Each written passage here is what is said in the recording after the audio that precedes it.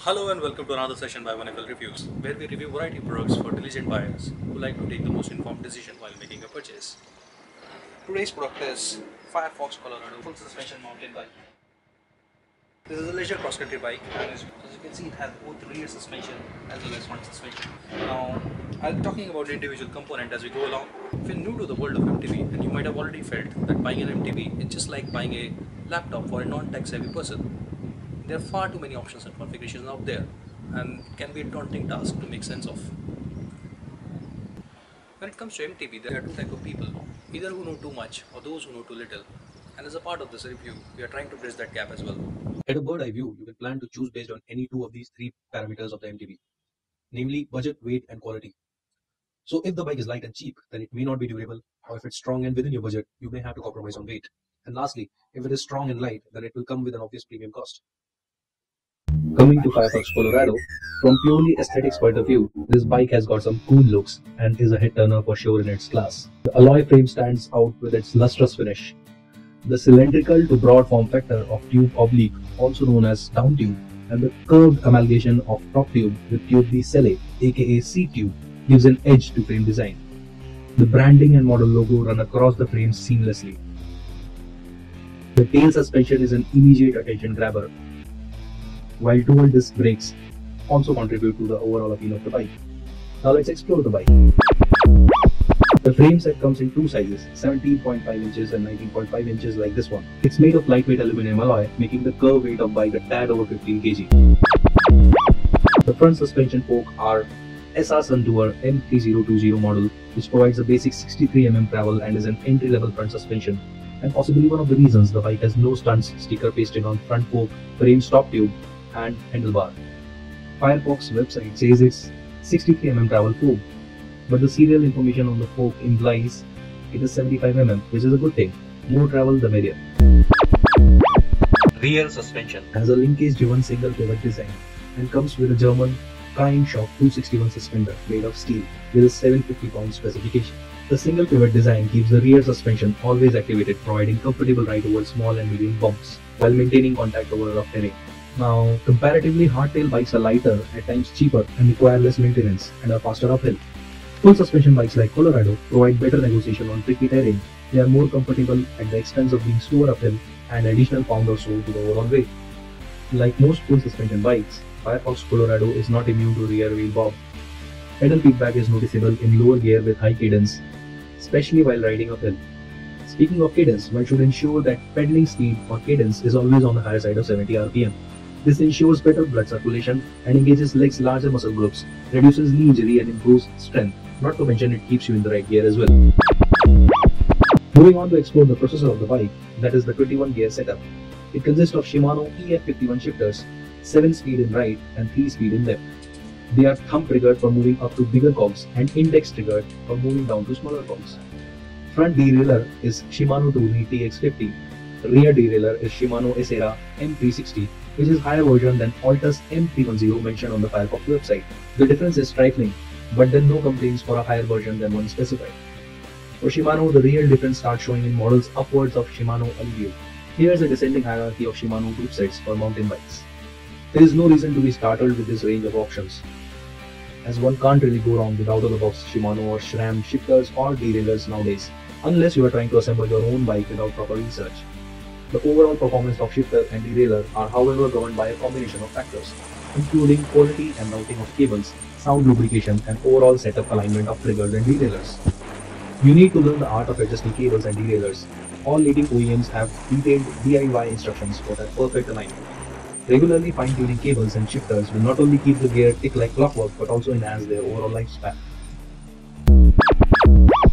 Crankset is by ProWheel with 3 chain rings of 42, 34 and 24 teeth respectively.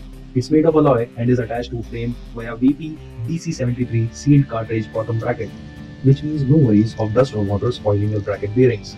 The axle and crankset combo feels lightweight and rock solid.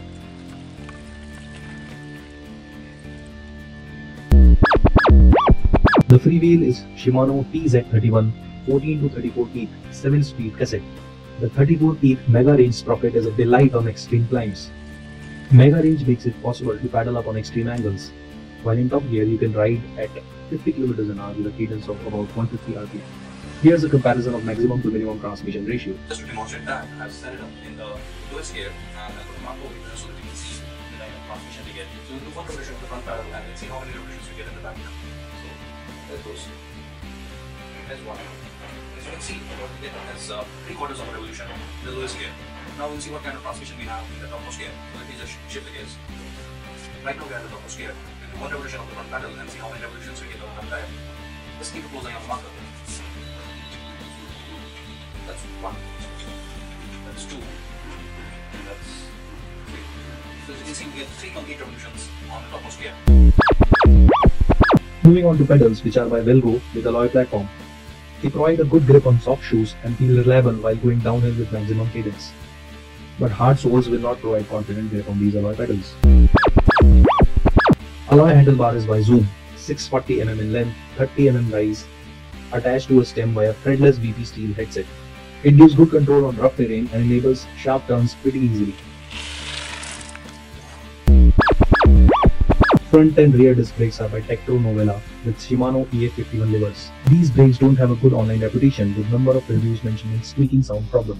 But main reason reported is that original Tektro pads are often replaced with Chinese variants by resellers, so one should be cognizant of the same while purchasing.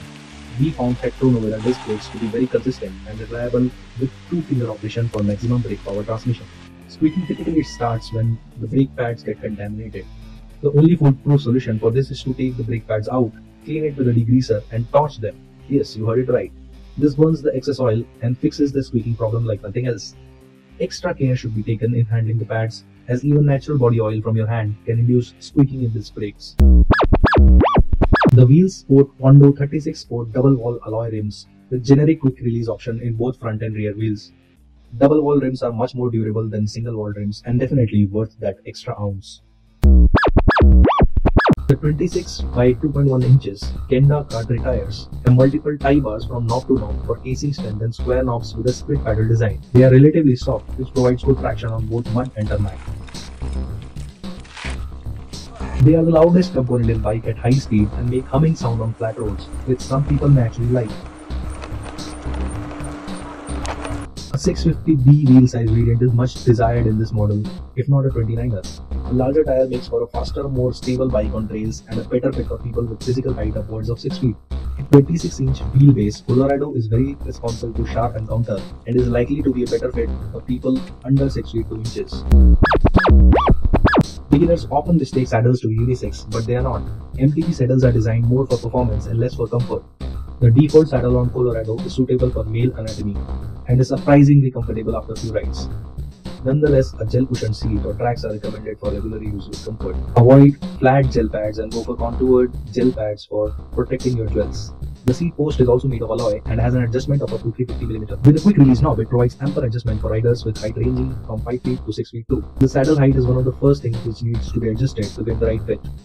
You can either hire a biomechanics expert or use the following hack to get the height just right. The best height, in my opinion, is all you need to do is just sit on the bike. Basically, put the pedal at the bottommost level. Put your heel, not the toe, heel on the pedal, and then sit comfortably on the seat. So sitting comfortably on the seat, you have a full straight leg. That is the best height. Because you put the weight over here, you can see it forms the 3-degree angle which you are looking for with a comfortable position. This is the hack that I use. The seat tube angle influences your position on the bike. The narrower the angle, the more you will be positioned towards back. You will be generally more stable, but the bike will tend to rear up going uphill. A straight tube, on the other hand, will give more power and a more responsive bike, but your steering will be more unstable going downhill. Colorado does a fine job in balancing these angles for a leisure cross-country mode. The angle of tube decele makes steep uphill rides possible, but at the same time, downhill angles are cut short at fully extended seat post for tall riders. Sharp declines can, however, be tackled using various maneuvers.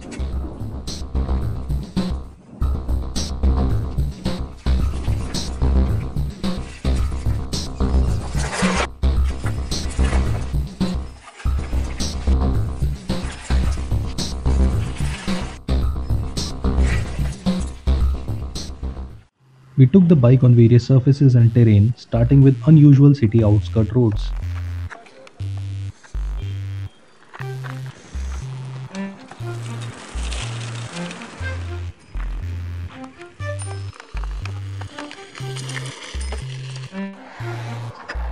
We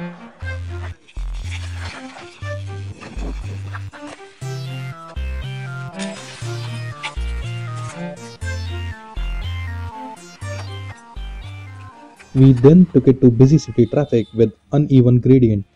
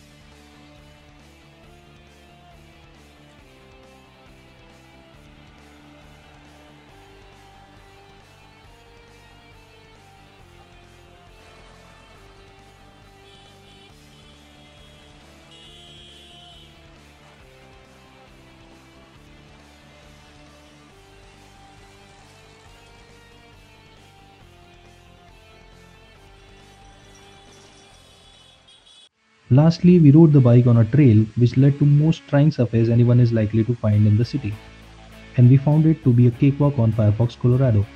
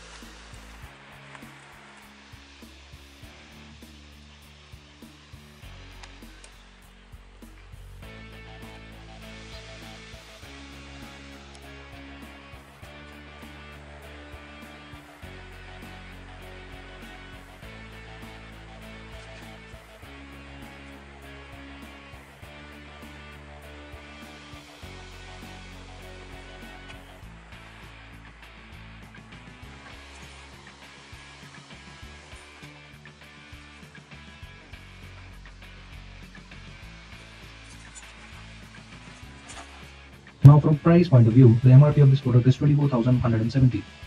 Anything at sub 20k level would have been a no-brainer to buy this bike.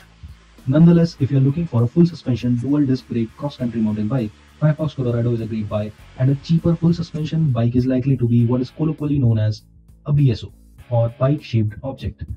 BSOs are heavy, poorly designed bikes with rear suspension serving more as embellishment with little to no functional value. On a side note, Firefox has come up with an improved version of this model called Raptor.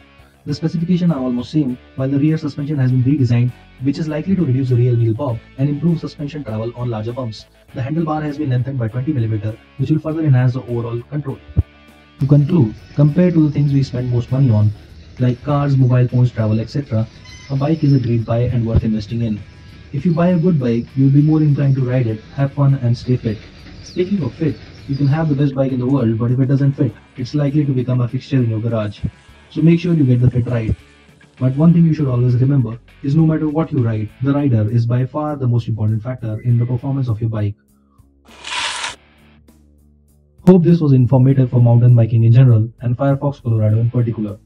PS. This is a neutral opinion, not sponsored by anyone. Do remember to check out our other videos, like and subscribe the channel to stay ahead and make the most informed buying decision. Cheers. YouTube के channel को subscribe करवा के टिक click करो करवाता है टिक click करो फिर से